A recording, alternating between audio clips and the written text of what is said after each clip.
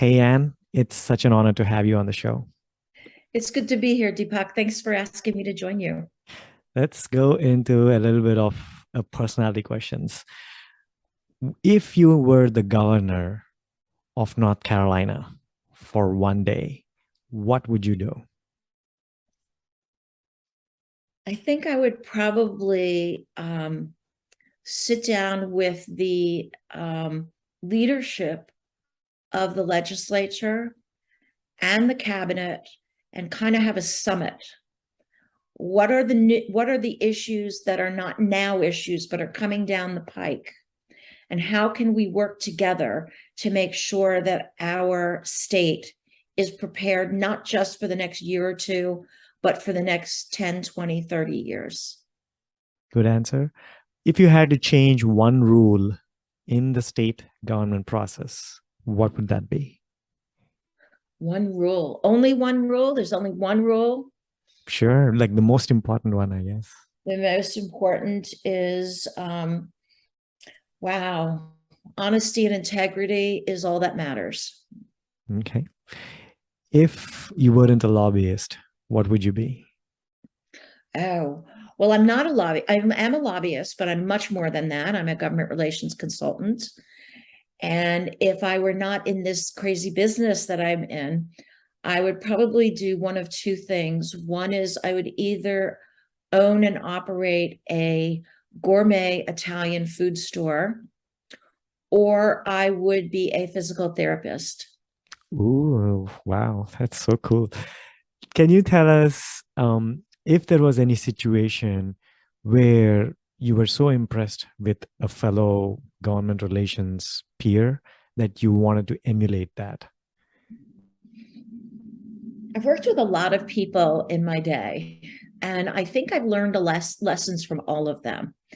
I would say the three lessons I've learned, not necessarily in this order, is one, mediocrity is not a standard by which to operate or judge your success. Number two, I think that the people who are really successful are the ones who understand that this business is about more than lobbying.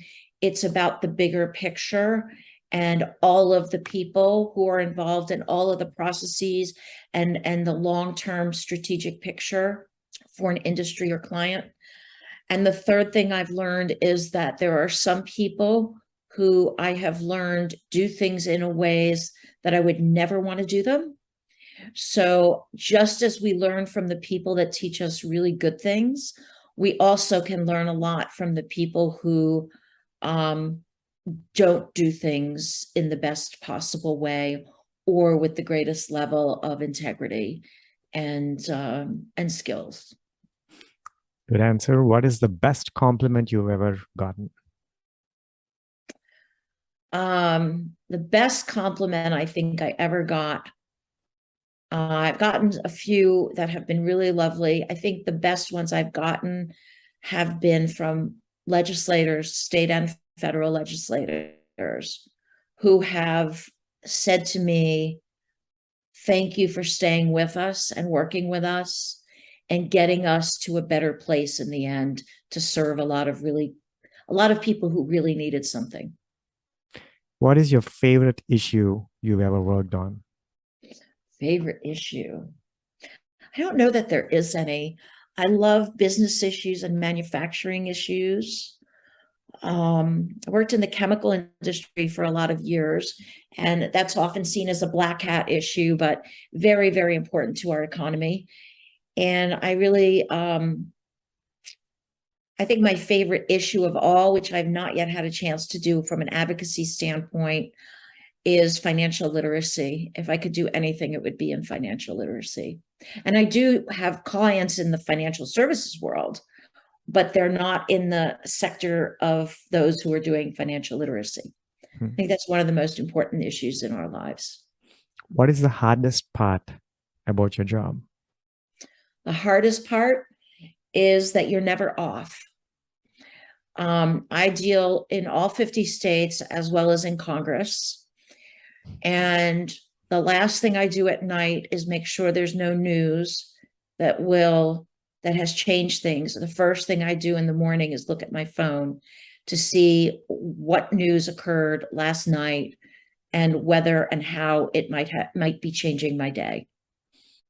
If you had unlimited amount of wealth, what would you do with it? Ooh, unlimited. It's very funny you asked that because we had a super large Mega Millions. I think it was in the billions recently. And my husband and I had a really interesting conversation about that. And we had decided we'd give most of it away. We have some particular things we'd want to give it. One would be housing, another would be job training, and a third would be curing cancer for and helping take care of children. I think one of the we both have very strong feelings about St. Jude's Hospital and the good work that they do with cancer in children and taking care of families. That's a very good answer. So that's a perfect segue when you talked about children. Let's talk about your childhood. Can you tell us a little bit about your childhood? Where did you grow up? How was your childhood like and your college years? Yeah, I grew up on Long Island, the South Shore of Long Island, and I had an older sister and a younger brother, and both my parents were together. I would call it a happy childhood. I know my parents worked very hard to give us what we needed in life, and they made a lot of sacrifices. Neither of my parents were educated beyond high school. My father actually was an Italian immigrant. He came over when he was 16 years old, having he was living through World War II in Italy. He came to the US and learned the language and learned a trade and built a business. And they worked very hard. They both gave up a lot for us. So I feel very fortunate. My mom is still alive, but one of the things that I really learned a lot about from my father, and I learned it in his life, but it was really very evident in his death when I saw people from all walks of life and at every level of the economic sphere came to honor him. And every one of them said the same thing, that he had a great personality and that he was a man of integrity.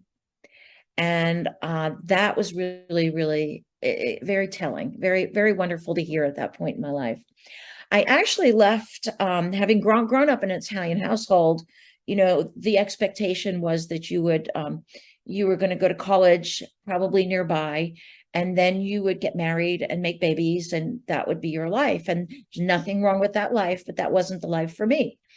So I ended up going to a women's college, which was interesting because in going at Goucher College in Towson, Maryland, was still a women's college at the time. And going to a women's college, I think, put my father at a lot of ease when he walked around the dorms in some of the college tours we did, and he saw men coming down the hall in towels. I think that was, I think that made him really nervous. But it was actually a really good thing. They were small classes, a lot of good learning, and a lot of good attention from professors. And I studied political science. So I kind of knew what general direction I was going to be heading in. I wasn't sure exactly what I was going to do with the degree, but I was generally headed towards the political, legislative government world. Oh, I see. And what was the degree in? I'm sorry, could you repeat that? Yeah, sure. What was the degree in? A bachelor's in political science. Oh, okay. So you knew from that get-go that you were interested in politics. Is that right? Absolutely. And I'll tell you a funny story. There was a game called Stratego. I'm a very strategic thinker. And I've always been, even since I was a little one, and always look at the big picture and how the parts fit together. I do a lot of puzzles. So that's just kind of always been my way.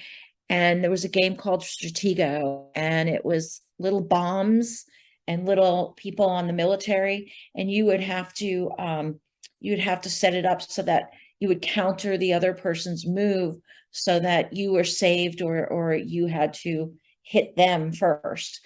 And that game taught me a lot about just the strategic way of thinking. But I also knew that I really wanted, we had relatives in Italy. And when my relatives would come to visit, we would often, I was growing up in New York, but we would often drive down to DC and show them Washington, DC, and take tours of the Capitol and such things. And I remember as a child going to the gallery at the US Capitol and just watching everybody down there and what they were doing. And I thought, oh, I want to do that. And I knew they were making laws, and I knew what they were doing was important work for our country, and a very pro-patriotic kind of perspective because of my father's, being an immigrant that I had. And then many years later, I was a staffer in the Florida House of Representatives, and I was on the floor of the House with my chairman, helping to present a bill where we spent 5 hours in debate, and he was asked questions as a sponsor.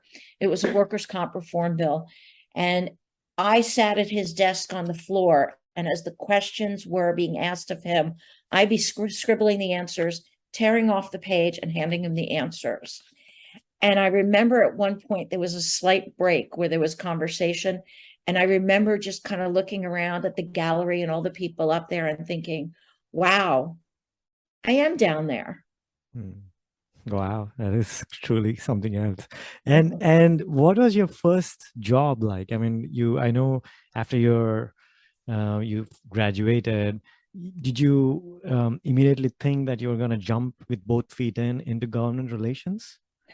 Not really. I had actually done some work for the mayor and later Governor William Donald Schaefer of Baltimore. I worked in his public relations unit. And I also had spent a couple of summers doing internships in Washington, D.C. So I really wasn't sure exactly where to go with it and what to do with it. I kind of found my way into it over time. My first actual full-paying job when I was a graduate was with a small communications and public relations firm.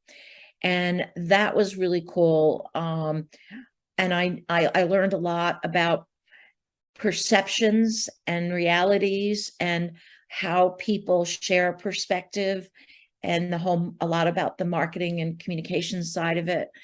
But one of the things I would tell you I thought was really important about my education was that we were taught to be able to write clearly and to speak clearly and to think about things. And I will not lie, I cried every day in my Monday morning meeting with my writing professor, English freshman comp, but she taught me how to write. And I have honored that woman in many ways over the years for teaching me how to write. Nice. So, yeah. And I've seen your long established career here. So you were a consultant, then you were a business manager. You also worked at grassroots in your formative years. What role did you think has actually defined or shaped you who you are today? Which aspect of it? As a professional, I would say that they all made a difference. Because one of the things I've learned about government relations is that government relations and lobbying are not equal. They are not identical, or they're not synonyms. Government relations is a profession of influencing public policy and using advocacy as a means of doing so. But that lobbying is but one single tactic in a well-defined strategy for accomplishing an organization's strategic goals.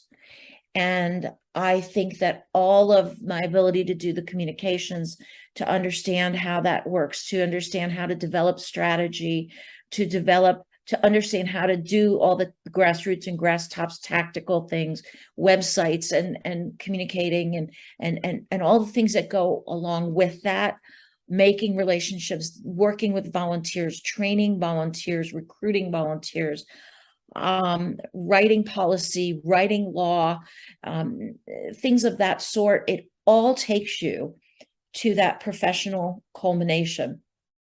We start out as people who handle tasks. And in this business, you grow to become a strategist. And at a certain point, I know for me at least, I recognize that my growing was impacting me because I started thinking a little differently. I started thinking more like a strategist than a tactician. And I knew that that was, moving into the next phase, the middle, and then the upper parts of my career.